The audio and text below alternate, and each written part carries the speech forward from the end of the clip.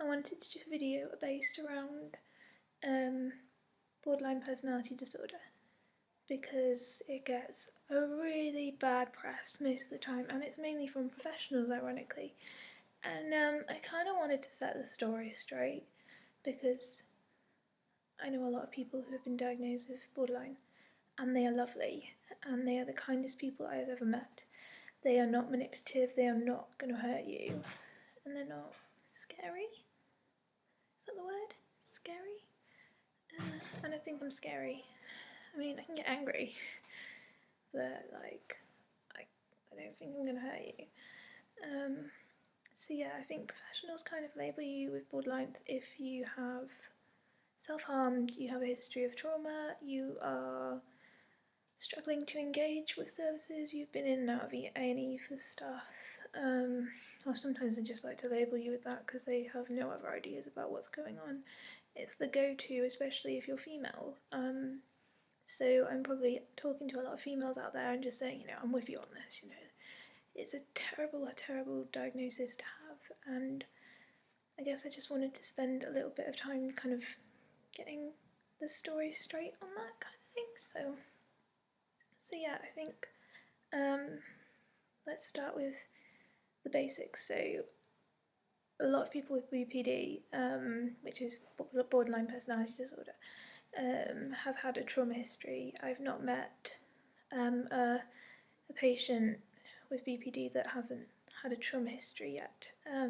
There might be some, there might be not, but a lot of people have trauma histories. So if we look at it, if you've been traumatised, if you've had a bad upbringing, if your parents haven't kind of made you feel secure, you are going to feel like you're being rejected all the time. You're going to fear abandonment, you're going to fear relationships. You want them to work, and you will crave them, and then as soon as you have them, your mind will switch and say, this person's going to leave me, I have got to do my best not to make them. So you will beg them, you will be needy, you will be desperate, and I am ashamed to say that I have done that a lot in the past and a lot recently with relationships with anyone, romantic or otherwise. I screw them up, I hold on to them tight, and then I let them go.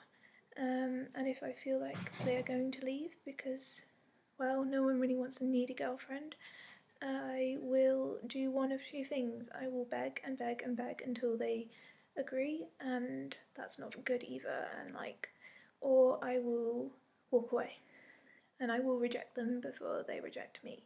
And this is because of my upbringing. This is because my parents had conditions attached to love. So my mum would only care about me if I was unwell, and my dad would only care about me if I gave him sex, if I pleased him through sex, and that was the only way I could get love. So I don't know, when I am approached by someone who say they care, and I'm just kind of talking for myself, no, I'm not talking for all borderlines, but I don't know, if someone is saying they care about me, I consider their motives. I consider, or do they only care about me because they want sex? Do they only care about me because I am poorly in a mental hospital? Because of my upbringing, and that's just how it is for me, and that's my automatic. I can't stop it, and it's very irritating because people can say, I'm not abandoning you, I'm not going anywhere, and yeah, that's fine, but try telling my brain that when you're kind of saying things that kind of making alarm bells go off. That's really difficult. The way professionals treat people who have come into A&E from an overdose or self-harm is disgusting sometimes. As soon as you say you've got borderline, they treat you like you are a piece of dirt on their shoe, and that is my main experience of professionals when they learn you've got borderline personality disorder. It's not all professionals, but a lot of the professionals I've met have treated me like I'm attention seeking, that my overdose was pathetic. I've heard many times that from professionals saying they come in and they're like, you only took this much, or you're lying about how much you took, or you're just trying to get a bed. There's patients that are more deserving. I remember being picked up from my flat after an overdose, and the paramedics were complaining the whole trip to hospital that they could be treating someone else, someone who was more deserving, that hadn't caused the illness themselves, you know, and it just makes you feel like crap, and it makes you feel like killing yourself, because you're just like, well, fine, I'll go do it then, because I am useless, I am awful, I am wasting their time, I am manipulative, I am attention seeking, so I'm gonna just go over there and kill myself because I'm not worthy of being supported, I'm not worthy of being cared for, because borderline is a mental health condition, it's an illness. People don't ask to be borderline. I wish I had the choice, but I don't have the choice, and that sucks. So yeah, I think sometimes professionals treat you a bit like you're kind of wasting their time. Like, I've had mental health professionals treat me like an attention-seeking little girl, and they don't look past that, and they don't look at the girl who's been traumatized or the girl that's been raped a few weeks ago. They just see you as attention-seeking. They take you as safe and well and go on their merry way, and because borderline patients' emotions change all the time, they just say, we'll give you a sleeping tablet and you'll probably be fine tomorrow, you know. And one crisis worker told me to just cheer up because the sales would be on the next day. Like, I just wanted to kill myself. I'd just been raped. I've had 4 broken ribs, and they sit and tell me to cheer up because the sales are on tomorrow. And this is a crisis worker. And that's not the half of it of what I've heard. They've been rude.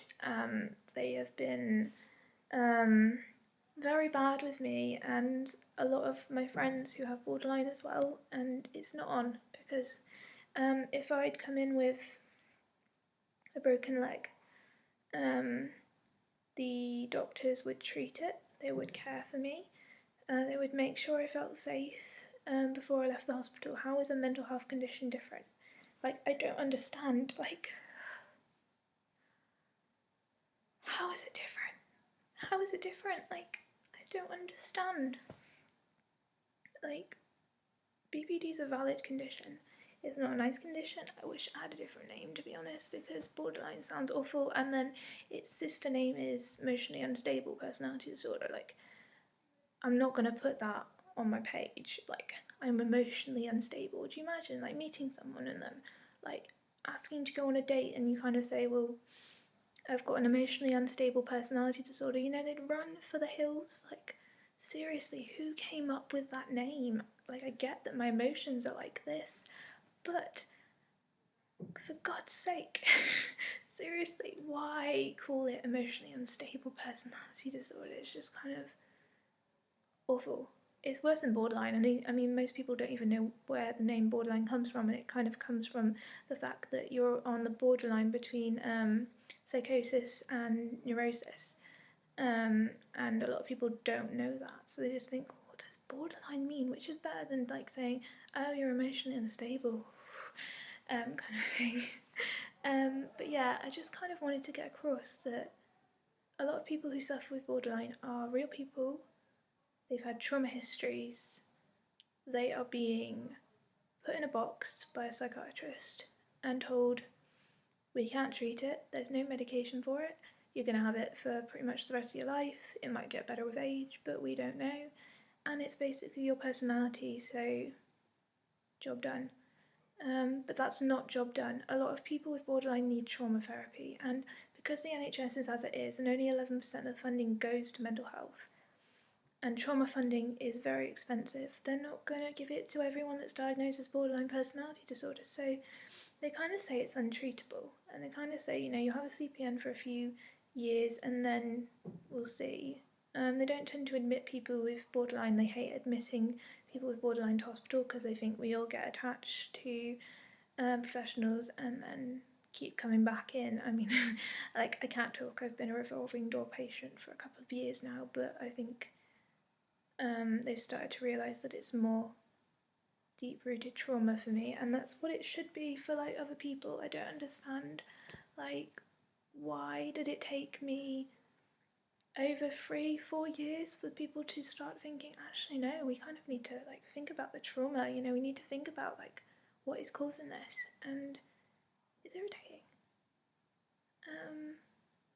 So I kind of want this message to go out to all the people that have been labelled with borderline. You're important, you're not manipulative, you're not attention seeking, you've been through a lot, you deserve to be cared for, you deserve to be treated with respect. Your illness is valid, and I will fight until my last breath to get professionals and to get people to understand that we are not scary. We are traumatized people and we need help just as much as anyone else. And yeah, you are worthy. You are worthy of more than this. And fight. Fight for the care you deserve. I haven't given up fighting, so you can't either. We will change things for borderlines, but it's only if we all stick together. And I think that is what we need to work towards. We need to work together, stick together. Borderlines should stick together, and we should defeat the stereotype, defeat it, and literally bury it in the ground and say that's that. We are not going to be labelled with this. We are real people. We have trauma. We need care. We are worthy. And if you'll fight with me, then, you know, we can do this. Just don't give up.